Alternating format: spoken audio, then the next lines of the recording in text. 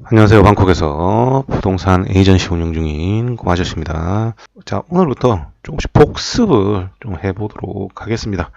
중요한 내용을 복습을 해서 여러분들이 그 내용을 숙지할 수 있도록 하는 게 중요하다고 생각을 합니다. 그리고 처음 들어와서 보시는 분들은 중요한 내용을 들으신다고 생각하시면 되겠습니다. 자, 일단 오늘은 첫 번째 시간으로 여러분들이 태국 콘도 투자를 할 때 실패하게 되는 가장 큰 케이스 세 가지에 대해서 얘기를 해드리도록 하겠습니다. 여러 번 얘기를 드렸던 부분이군. 실패한 케이스는 더 많습니다만 여러분들이 일반적으로 많이 빠지는 내용 세 가지 가지고 이야기를 해드리도록 하겠습니다. 첫 번째, 제가 한 달에 한 번 정도 이 에어비앤비 상담을 신청하시는 분이 있어요. 이게 왜 그러냐면 본인이 에어비앤비 하려고 하다가 제 유튜브나 블로그를 본 거예요. 그러니까 이거 안 된다라고 해놓으니까 그분들이 연락이 오시는 건데, 제가 그분들하고 통화를 해보면요, 한 절반 정도 이상은 이거 얘기해봐야 의미 없어요. 그분들은 얘기를 해도 하려고 합니다. 이게 제일 큰 문제예요. 그러니까 제가 아무리 얘기를 해도 그 사람들이 이걸 보고 상담을 받아서 이게 불법이고 또 의미가 없고 이런 걸 얘기를 해도 생각을 바꾸지를 않는다는 거죠. 자, 이게 가장 큰 문제라고 보시면 됩니다. 그래서 처음 접하시는 분들은 생각을 안 하시는 게 좋습니다. 여기에 보시면 불법이라고 말씀을 드렸고요. 한국에서도 에어비앤비가 불법으로 많이 이용되고 있습니다. 예를 들어서 허가를 받을 때는 외국인한테만 임대를 줘야 되는데 한국 사람한테 임대를 주고 있는 경우가 많거든요. 90% 가까이 불법이라는 얘기가 그래서 나오는 겁니다. 자, 그래서 지금 보시다시피 태국은 에어비앤비가 주 단위, 일 단위 모두 불법입니다. 저는 개인적으로 이 에어비앤비라는 플랫폼 있지 않습니까? 퇴출시켜야 되는 플랫폼이라고 생각을 해요.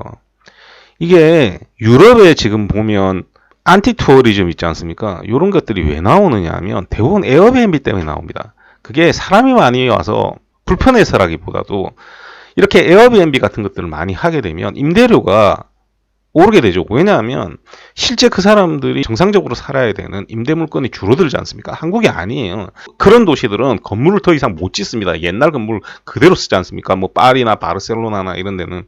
그러다 보니까 그런 임대 물건이 줄어들면 가격이 오르겠죠. 그런 사람들이 임금을 가지고 그게 살 수가 없습니다. 그러니까 외곽으로 계속 몰려나게 되죠. 그러니까 이게 관광객 때문에 몰려난다라고 그들은 생각할 수밖에 없는 거예요. 그래서 계속 여러 나라에서 이 에어비앤비에 대한 규제를 넣고 있는데, 이 에어비앤비는 사실 퇴출되는 게 맞는 플랫폼이라고 저는 생각을 합니다. 자, 두 번째로 가치를 떨어뜨립니다. 이거 여러 번 말씀드렸죠. 애초에 관광객 들락날락 거리는 콘도는 아무도 안 사요. 그러니까 에어비앤비 몇 년 해보겠다고 하다가 더 가치를 떨어뜨리는 콘도를 사게 되고요. 자, 이렇게 밑에 주르륵 있는데 한번 읽어보시길 바라고요. 제일 중요한 건 뭐냐면 이게 에어비앤비를 하겠다라고 해서 내가 콘도를 보게 되면 뭘 잃어버리냐면 다른 것들, 그러니까 내가 정말 챙겨야 하는 것들, 그러니까 투자를 할 때 정말 챙겨야 하는 것들을 못 봅니다. 그리고 이런 것들을 하게 되면 브로커가 있을 수 있지 않습니까? 이런 것들을 전문적으로 예를 들면 관리를 한다든지 하는 사람들에 의해서 사게 될 수가 있습니다. 그러면 그 사람들이 얘기하는 물건을 사게 됩니다. 그럼 왜 그 사람들이 얘기하는 물건이 있겠습니까? 그 사람들이 이익이 남기 때문에 그래요. 그걸 팔았을 때. 그러면 그 콘도가 어떤 문제점들이 들어있는 콘도인지를 여러분들이 전혀 알지 못하는 상태에서 콘도를 사게 됩니다. 이게 가장 위험한 겁니다. 그래서 여러분들 이 에어비앤비는 태국에서 할 생각을 아예 안 하시는 게 가장 좋다고 보시면 됩니다. 예를 하나 들어드리면 에어비앤비를 했어요. 한 2, 3년 하다가 어느 순간 카드 못 쓰고요. 전부 페이스 스캔으로 바꿔버렸다고 합시다. 그러면 그날부터 에어비앤비 못 하는 거예요. 그러면 그 관리해 주던 사람들이 에어비앤비를 하겠습니까? 안 해요. 아마 관계가 거의 끊어져 버릴 겁니다. 그러면 여러분들 그 콘도만 덜렁 남아서 관리도 안 되는 상황에서 여러분들 골칫거리만 남는 거예요. 여러분들 이걸 생각을 해야 됩니다. 자, 두 번째로 여러분들 어떤 게 문제냐면 외부 회사가 분양을 하는 경우입니다. 외부 회사가 분양을 한다는 건 그 건설사가 분양을 하는 게 아니고요. 소울 에이전트, 그러니까 마스터 에이전트라고 해서 다른 회사가, 그러니까 판매하는 회사가 있어요. 이런 것들을 전문적으로. 여기가 워낙 글로벌한 시장이다 보니까 예를 들면 뭐 CBRE가 들어와서 할 수도 있고요. 나이트 프랑크라든지 또 JLL, DWG 이런 회사들이 하고 있었고 지금도 하고 있는 회사들이 있습니다. 이런 회사들이 들어와서 콘도 분양권을 삽니다. 특히 외국인 분양권만 사는 경우가 대부분이죠. 그러면 가격이 분리돼 버려요. 그런데 전 세계 판매망에 대해서 판매를 해야 되잖아요. 그러면 이 중간에 마진이라는 게 많이 남아야 됩니다. 왜 그러냐면 이 단계별로 사람들한테 전부 다 수수료를 줘야 되기 때문에 생기는 문제예요. 그러면 어떤 상황이 생기냐면 외국인 커터하고 태국인 커터의 가격 차이가 벌어지게 됩니다. 그런데 이게 문제가 뭐냐? 여러분들이 콘도를 그냥 워크인에서 구경하러 가면요.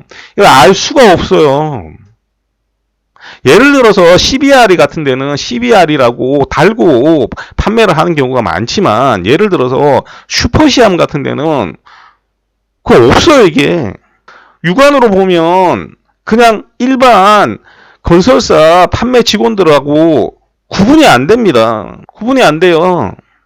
그러면 제가 이런 얘기를 하니까 가가지고 이거 외부 회사에서 파는 겁니까? 아니면 건설사에서 파는 겁니까? 물어봤다라고 합시다. 그 사람도 팔아야 되잖아요. 자, 그런데 요즘 특히나 문제가 되는 게 뭐냐면 예를 들어서 지금 이걸 해놨는데 아속에 보면 스틸 스쿰빌 20 있지 않습니까? 이거 SCS에서 안 팔아요. 다른 에이전트가 파는 겁니다. 또 인터컨티넨탈 레지던스 방콕 아속 있지 않습니까? 이거 CBRE에서 팔아요. 자, 그러면 이거 건설사에서 파는 물건이 아니라는 겁니다. 그래서 이런 것들을 샀을 때 굉장히 위험하다는 겁니다. 그런데 여러분들 구분이 안 돼요. 자, 세 번째, 이런 현상이 왜 일어나느냐? 여러분들이 눈으로 와서 콘도 보러 다녀서 그래요. 제가 얼마 전에도 얘기를 했죠. 지금 4억 이하 콘도를 판매하는 게 하나도 없습니다. 제가 콘도가 없어서가 아니라 팔 수 있는 콘도가 없어서입니다. 그러면 제 기준에서는요 4억 이하의 콘도는 봐야 할 이유가 없어요. 방콕에 어떤 것도. 그런데 여러분들은 어떻게 하느냐? 내가 투자금이 3억이에요. 근데 태국에 와서요 10억짜리도 보고 6억짜리도 보고 1억짜리도 보고 그냥 막 보면 좋은 줄 알아요. 그렇게 막 보면요 뭘 할 수 있는 겁니까? 그 콘도 눈으로 구경한 것밖에 안 돼요. 그러니까 제가 계속 이렇게 투자를 하면 안 된다라고 얘기를 해도 계속 그런 식으로 합니다. 제가 임대 놓을 때 제가 임대를 포기했잖아요. 여기 보시면 임대 게시판에 있는 물건 이외의 물건은 제가 임대 의뢰를 안 받기로 했습니다. 제가 임대를 아예 사실상 포기한 겁니다. 왜 포기했냐면요. 연락 오면 딱 그래요. 이주를 해서 살겠다라고 해서 집을 구경하고 싶다는데 방콕 전체를 보려고 그래요. 아무런 의미도 없는데 이 콘도 저 콘도 자기 혼자 리스트 다 적어왔어요. 제가 그 리스트 보고 있으면요. 저 왜 저러지?